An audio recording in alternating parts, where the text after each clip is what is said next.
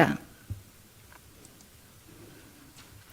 먼저 그 노인성 치아 우식증에 대해서 말씀드리겠습니다. 흔히들 이제 충치라고 하는 그 충치라는 질환이 어린 아이들에게서 많이 나타나고 나이가 들면서는 좀 줄어든다고 알고 계세요. 맞습니다. 그런데 다시 좀 억울하게도 나이가 들면서 노화가 되면 다시 또 충치가 발생이 또 증가가 돼요. 그 원인을 살펴보면 우리가 이제 나이가 드시면은 치매 분비가 잘 안 됩니다. 입안이 많이 건조하게 돼요. 그리고 또 여러 가지 또 약들을 드시잖아요. 그러면 약들의 부작용으로 인해서도 치매 분비가 잘 안 되는데, 치매의 중요한 역할 중에 우리 입안을 이제 그 완충 작용을 합니다. 그래서 산도가 높아지면은 충치가 잘 생기는데 이것을 억제하는 작용이 하거든요. 근데 치매 분비가 안 되니까 이제 그 치아 우식증이 더 잘 되는 거죠. 치아 우식증이라는 게 결국 산에 의해서 치아가 녹는 현상이거든요. 그리고 이제 또 노화에 의해서 잇몸이 점점 없어지죠. 그리고 또 치주염, 그러니까 잇몸 질환에 의해서도 뿌리가 드러납니다. 이 사이도 넓어져서 음식물이 많이 끼게 되는데 여기를 잘 닦기가 힘들어요. 그래서 이런 부위에도 잘 충치가 생기고요. 그리고 이가 약해지니까 야채나 과일 같은 것보다는 주로 부드러운 음식 많이 섭취하잖아요. 끈적끈적하고 이제 부드러운 음식들은 또 잘 닦이지가 않거든요. 그래서 이런 것들이 치아 표면에 쌓여서 결국은 치아 우식증이 발생이 증가하게 됩니다. 어린아이들은 이제 충치가 주로 씹는 면에 생겨서 눈으로 확인이 쉽거든요. 근데 하지만 이제 그 연세가 드신 분들은 그 충치가 생기는 부위가 달라요. 오히려 씹는 면에 있던 충치는 이제 저절로 아주 깊지만 않으면은 이제 진행이 안 되는 반면에 치아 뿌리, 그러니까 잇몸 주변이죠. 잇몸 주변에 있는 치아 뿌리라든지 또 이 사이사이에 보이지 않는 그 구석구석에 충치가 잘 생깁니다. 그래서 여간에서 발견하기도 힘들고요. 일단 그 뿌리 쪽에 충치 생기면은 거기는 신경이랑 가깝거든요. 그래서 신경치료하기가 쉽고 또 어떤 경우에는 치료를 못하는 그런 경우도 있습니다. 그래서 치료를 하는 것보다는 차라리 그 안 생기도록 하는 게 훨씬 더 중요하죠. 여러분도 잘 알고 계시죠? 충치가 잘 안 생기시려면 일단은 잘 닦으셔야 돼요. 그래서 식사하시고 나서 이제 칫솔질을 하시고, 그래서 음식물 찌꺼기들이 입안에 없도록 하는 게 중요한데요. 그렇다고 해서 매번 뭐 어떤 간식 종류 드실 때마다 또 칫솔질을 하시는 분이 있는데 그렇게까지 하실 필요는 없고요. 일단 아침, 저녁, 점심, 저녁 식사하시고 나서 입 닦으시고, 그 뭐 무슨 차를 드신다거나 뭐 가벼운 간식을 드신 다음에는 이를 닦지는 않더라도 물로 충분히 헹궈내는 정도로만 하셔도 될 것 같습니다. 그리고 기왕이면 이제 충치가 또 유난히 잘 생기는 분들이 계시거든요. 그래서 그런 분들은 이제 그 시중에 뭐 충치 예방이라고 나와 있는 그런 불소가 함유된 그 치약을 사용하시면은 좀 충치가 덜 생기는 그런 효과가 있다고 알려져 있어요. 그래서 뭐 요즘은 불소가 독극물이라고 해서 상당히 위험하다고 느껴지는데 소량일 경우에는 치아 표면을 좀 단단하게 만듭니다. 그래서 이제 산으로부터 치아가 좀 녹는 걸 현상을 갖다 좀 방해하는 그런 효과가 있어요. 그리고 입안이 건조하기 때문에 자꾸 물로 헹궈 주시는 게 도움이 되고요. 그리고 무엇보다도 이제 우리가 아무리 잘 닦는다고 해도 그런 치아 뿌리라든지 이 사이사이는 잘 닦을 수가 없어요. 그렇기 때문에 그런 부위는 이제 치과에 오셔서 그 치아 표면에 쌓인 세균막을 제거하는 거를 스케일링이라고 하잖아요. 그래서 스케일링 받고, 또 이제 충치가 너무 잘 생기신다 하면은 그 깨끗해진 표면에 불소 도포하는 것도 있습니다. 그래서 이런 거를 주기적으로 정기적으로 받으시면은 좀 예방하는 데 도움이 되실 수 있습니다. 그리고 이제 이 사이 틈새가 많이 넓어지셔서 음식물 많이 끼시는데요. 이런 경우에는 보통 칫솔만으로는 잘 제거가 안 돼요. 여러분 다 느끼시는 것처럼. 그래서 여러 가지 보조 용품을 사용하시는 게 도움이 됩니다. 맨 왼쪽에 있는 게 이제 그 아시나요? 이렇게 물총이라고 하죠. 그래서 워터픽이라고 하기도 하고, 뭐 구강세정기라기도 하고 하는데, 뭐 이거를 반드시 사실 필요는 없는데, 이런 게 있으면 이제 이 사이에 이 물총으로 쏴요. 그러면은 좀 찌꺼기들이 제거가 손쉽게 되죠. 그리고 무엇보다도 이제 저는 구강 세정기보다는 치실이나 치간 칫솔 사용하는 거를 더 적극적으로 권장합니다. 물총으로 아무리 수압이 높게 쏘는 것보다는 칫솔로 닦는 게 더 효과적으로 제거가 됩니다. 그래서 치간 칫솔도 다양한 사이즈가 나옵니다. 그래서 가는 것부터 굵은 것까지. 그래서 치과에 가시면은 적절한 사이즈를 알려드릴 거예요. 그래서 거기에 맞는 치간 칫솔 사용하셔서 이제 휴대용으로 갖고 다니실 수도 있거든요. 그래서 요지 사용하지 마시고 식사하고 나서 화장실에 가셔서 이 사이사이 이제 음식물 찌꺼기 제거하면은 상당히 도움이 되실 겁니다. 항응고제를 복용한다고 해서 뭐 특별히 조심할 건 없고요. 치아 의식증 치료는 정상인과 동일하게 받으실 수 있습니다.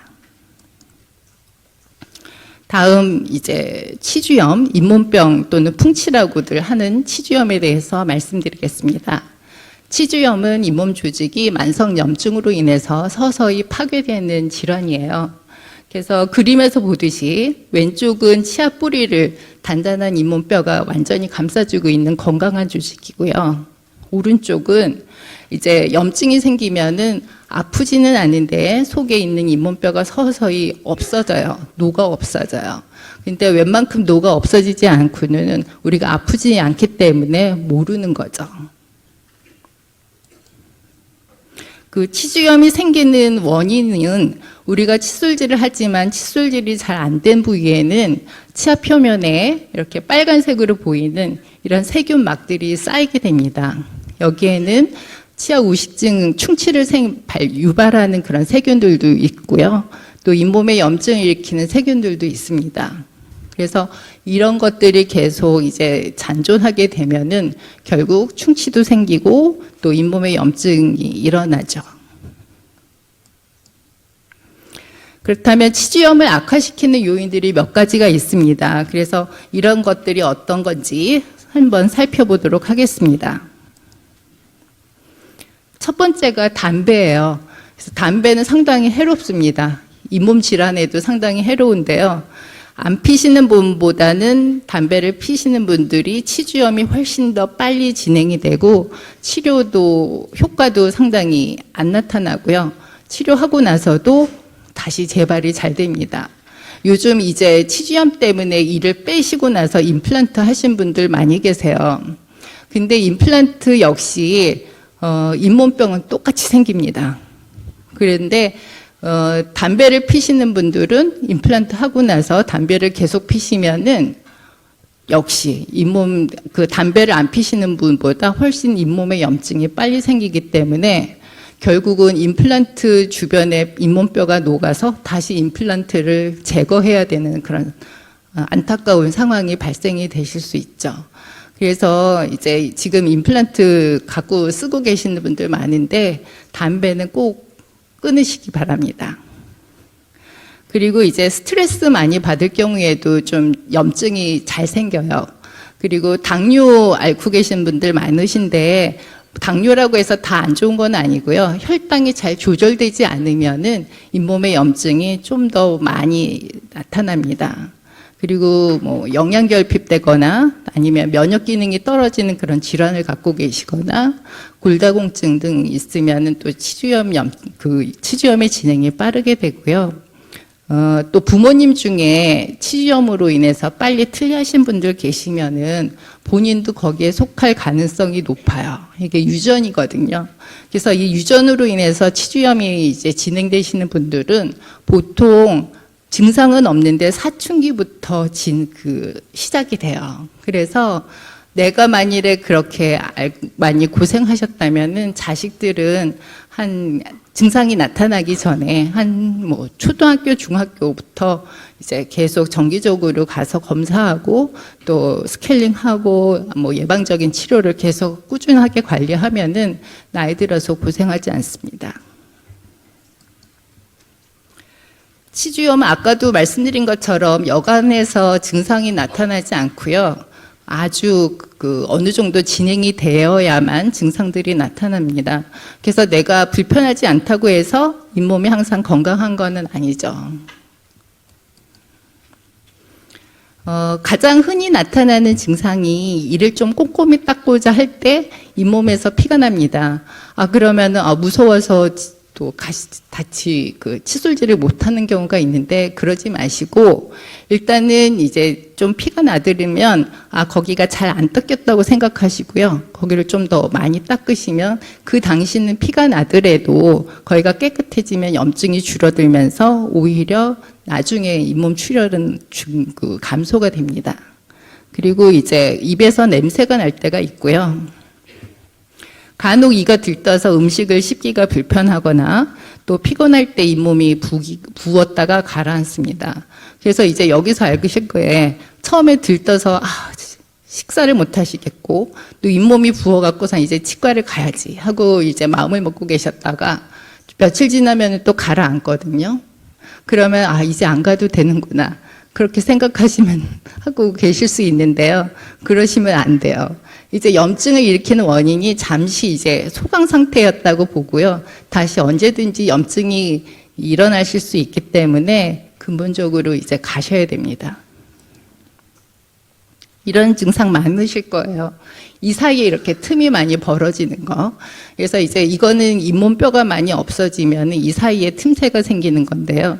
이래서 이제 음식물이 많이 낄 수 있고요. 또 뿌리가 드러나기 때문에 찬물이나 찬바람 쏘이면 이가 많이 시릴 수 있습니다.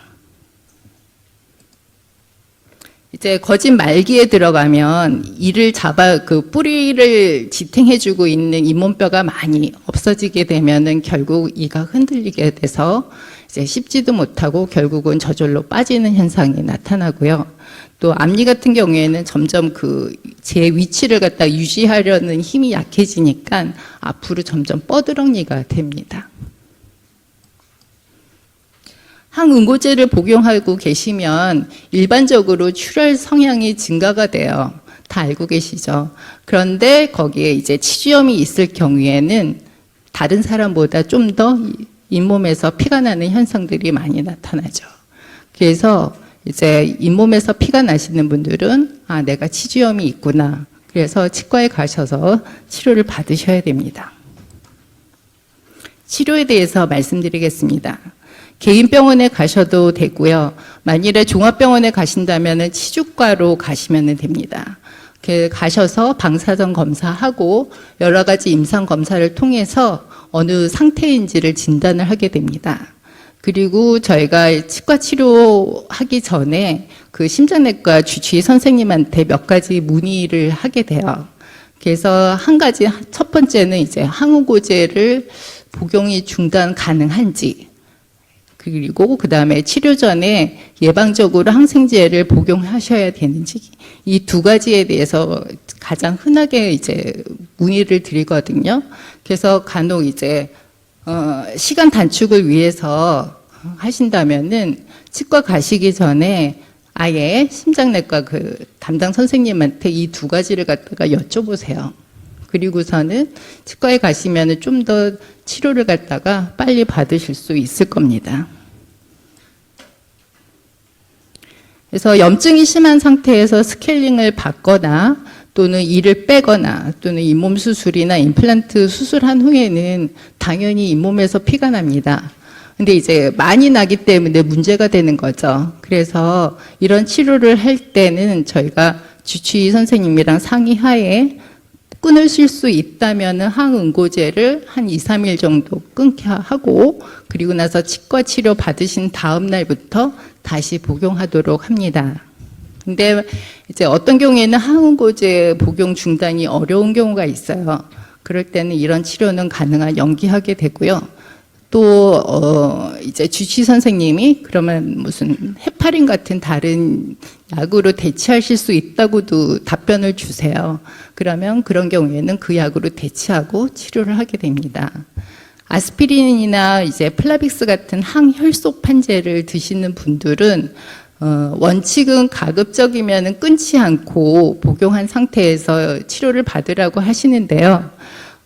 이 경우에도 이제 하고 나서 경우에 따라서는 출혈이 많이 날 수 있거든요. 그래서 응급실에도 오실 수 있는데 이건 역시 저희가 주치의 선생님이랑 상의해서 끊으시는데 괜찮다 하면은 저희가 5일에서 7일 정도 끊고 나서 치료를 들어갑니다.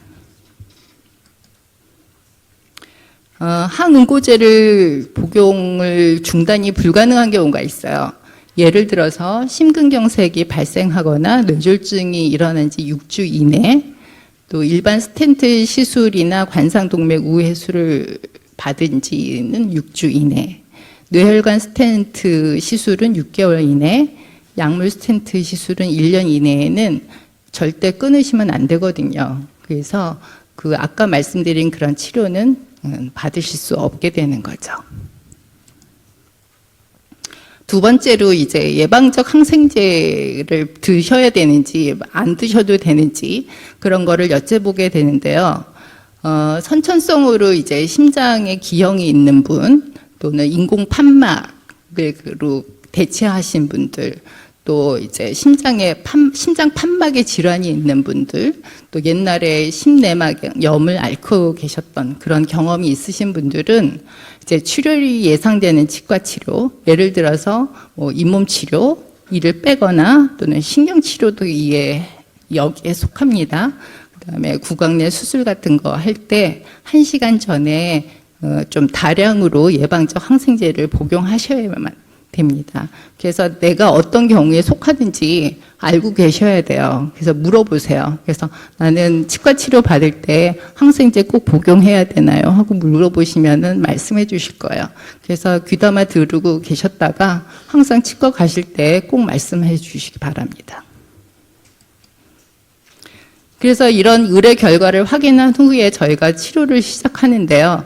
첫 번째 단계가 스케일링을 받으시는 겁니다. 그리고 이제 스케일링만 받으시면 되는 게 아니라 잘 닦으셔야 되거든요. 그래서 어떻게 하면 잘 닦을 수 있는지 저희가 교육도 드리고요.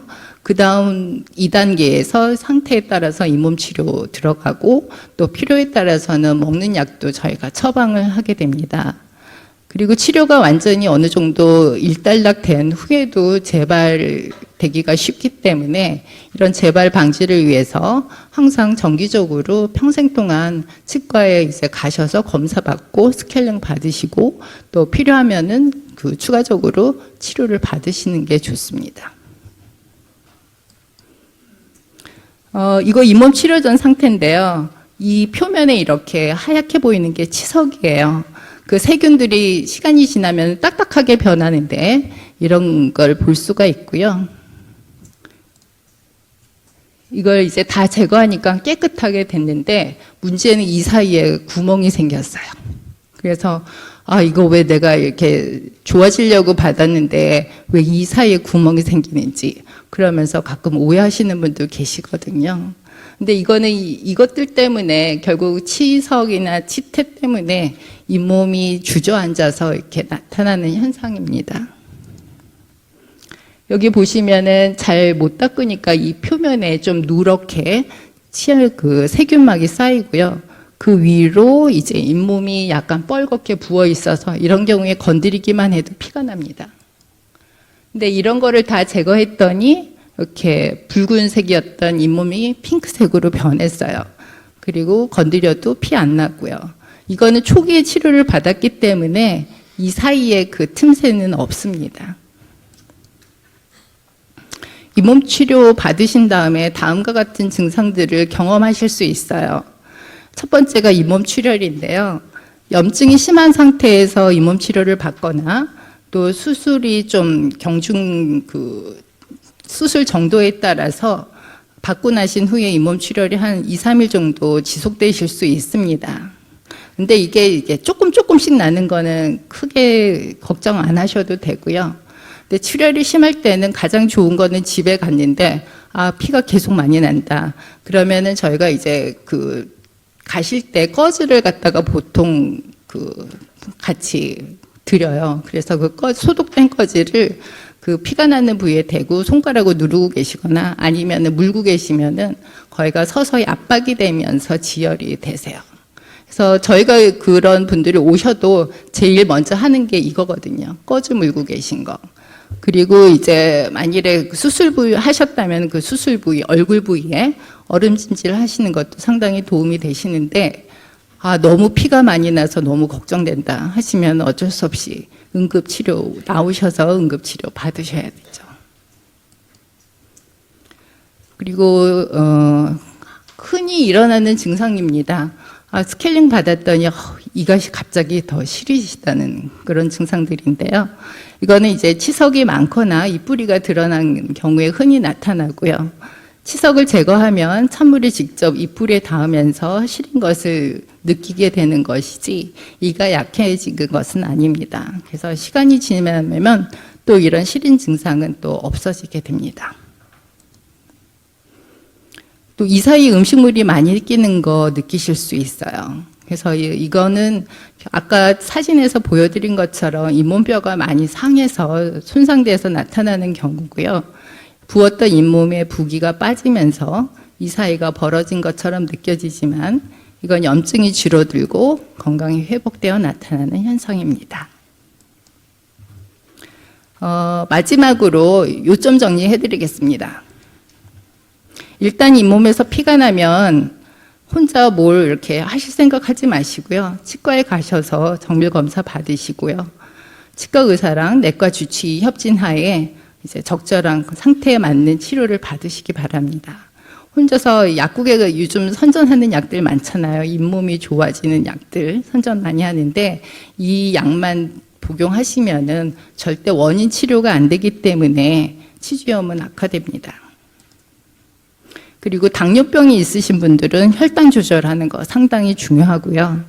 또 담배 피시는 분들은 잇몸에 많이 해롭기 때문에 끊으시는 게 좋습니다. 그리고 치과 치료만 받으신다고 해서 이게 해결되는 게 아니에요. 잘 닦으셔야지만 이게 치료가 되고요. 그 다음에 언제든지 입안에 있는 세균들이 없어지는 건 아니기 때문에 항상 이제 재발일 가능성이 많습니다. 그래서 치료 후에도 정기적으로 예를 들어서 아주 그 치주염이 말기거나 좀 많이 심하게 진행이 되셨거나 보철물이 많다거나 아니면 임플란트를 많이 갖고 계신 분들은 한 3, 4개월에 한 번씩 가시는 게 좋고요. 아니면은 보통 6개월에 한 번씩 가셔서 이제 검사 받고 필요한 부위 스케일링 받으시고 계속 관리를 받으시기 바랍니다. 네, 경청해 주셔서 감사합니다.